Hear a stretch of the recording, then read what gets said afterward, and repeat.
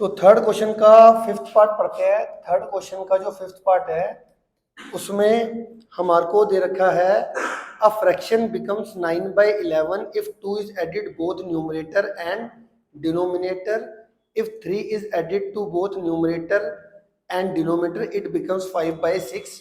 Find the fraction. तो हमें fraction निकालनी है। तो सबसे पहले let the fraction be, let the fraction be x upon y ले लो। let the fraction be let the fraction be x upon y ले लिया मैंने। अब अकॉर्डिंग टू क्वेश्चन आ जाओ जी। अब धीरे धीरे फिर से क्वेश्चन को पढ़ते हैं और उसके अकॉर्डिंग मैं इक्वेशन बनाता हूं। इसने कहा fraction becomes 9/11 if 2 is added both numerator and denominator. 2 add करना है न्यूमरेटर में भी और डिनोमिनेटर में भी। तो न्यूमरेटर में भी 2 ऐड कर दिया और डिनोमिनेटर में भी 2 ऐड कर दिया। तो फ्रैक्शन कितनी बन गई? 9/11। ठीक है जी। दूसरी इक्वेशन क्या कह रहा है? If 3 is added to both numerator and denominator it becomes 5/6। अगर हमारे न्यूमरेटर और डिनोमिनेटर इन दोनों में 3 ऐड कर देते हैं तो फ्रैक्शन कितनी बन जाएगी? 5/6 बन जाएगी। दो इक्वेशन आपको समझ में आ गई क्वेश्चन के अकॉर्डिंग। हमें फ्रैक्शन निकालनी है। फ्रैक्शन हमारा ये है x अपॉन वाई। लेट अगर मुझे x और y दोनों की वैल्यू पता चल जाए तो मैं यहाँ पर पुट कर दूंगा और हमारा आंसर आ जाएगा। क्रॉस मल्टीप्लाई कर लो। 11x + 22 9y + 18 और y को एक तरफ कर दो, x वाली टर्म और y वाली टर्म एक तरफ।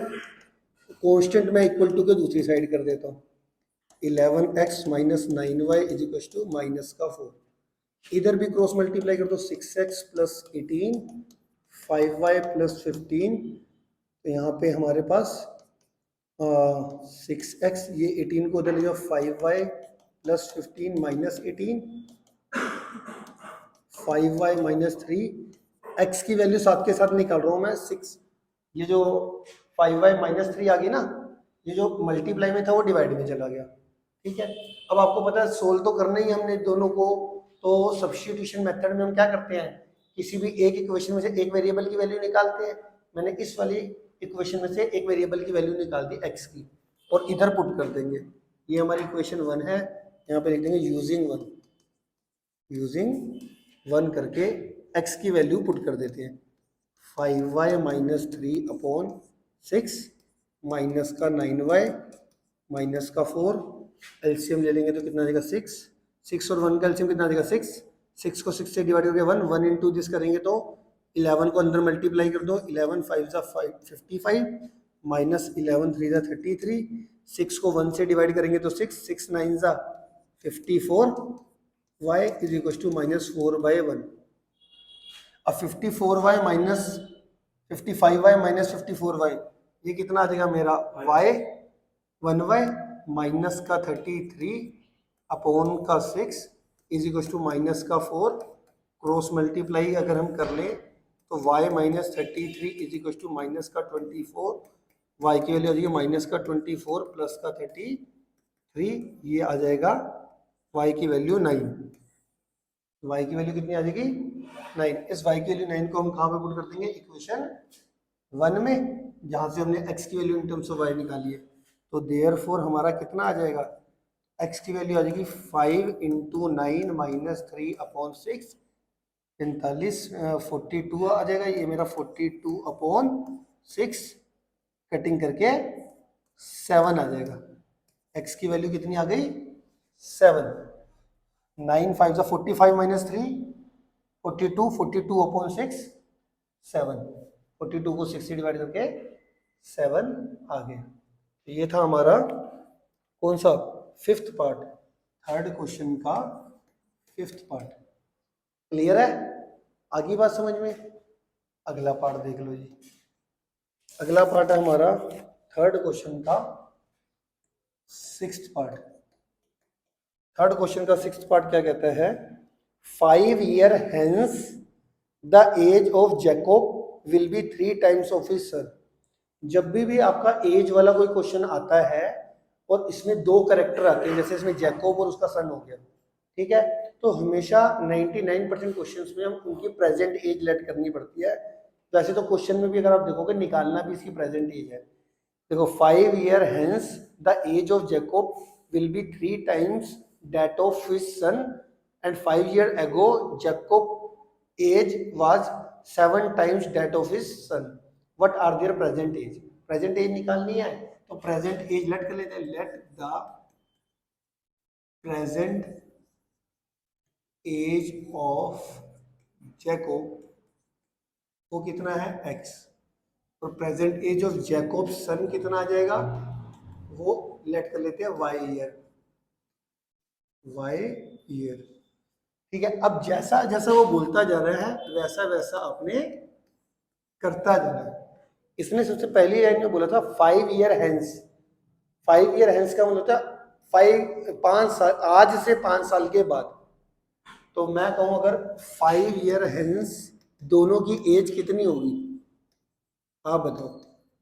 प्रेजेंट एज उनकी एक्स और वाई है, तो 5 ईयर के बाद, 5 ईयर हेंस का मतलब हुआ 5 साल के बाद। 5 साल के बाद इनकी एज में 5 ऐड हो जाएगा, x+5, और यहाँ पे आ जाएगा y+5। ठीक। अब इसने क्या बोल रखा है, 5 साल के बाद क्या कह रहा है, हमारा जैकोब की एज उसके सन से कितनी है, 3 टाइम्स है। जैकोब की एज x+5 है, तो वो कह रहा है जैकोब की एज अपने सन की कितनी है, 3 टाइम्स।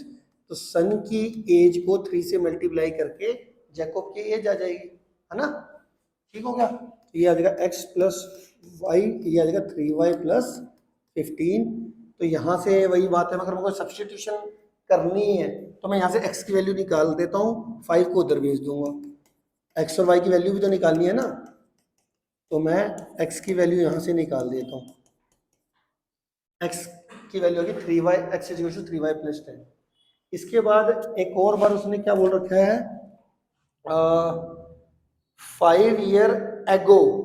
और 5 ईयर एगो की बात अगर मैं करूँ, 5 ईयर एगो की अगर मैं बात करूँ, 5 ईयर एगो, एगो का मतलब क्या होता है, पहले।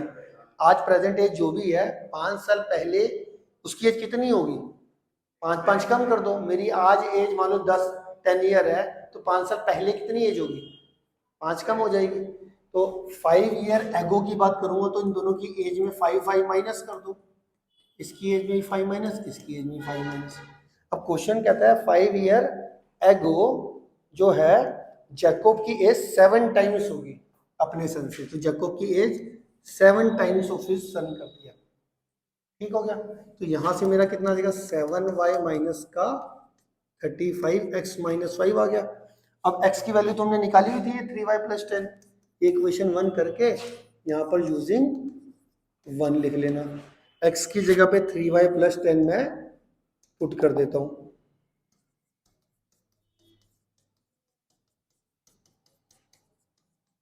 ठीक है। तो अब y वाली टर्म एक तरफ कर लो, हो जाए 3y+5 आ गया, 7y माइनस 35 आ गया। y वाली टर्म एक तरफ और कांस्टेंट दूसरी तरफ। तो इस 7y को चलो मैं इधर ले जाता हूँ, और ये 5 को मैं उधर ले जाता हूँ, माइनस का 35 माइनस का 5। तो ये माइनस प्लस का 3y माइनस का 7y माइनस का 4y, और ये माइनस का 40, माइनस से माइनस कैंसिल, y की वैल्यू आ जाएगी 40/4। y की वैल्यू कितनी आ गई, 10।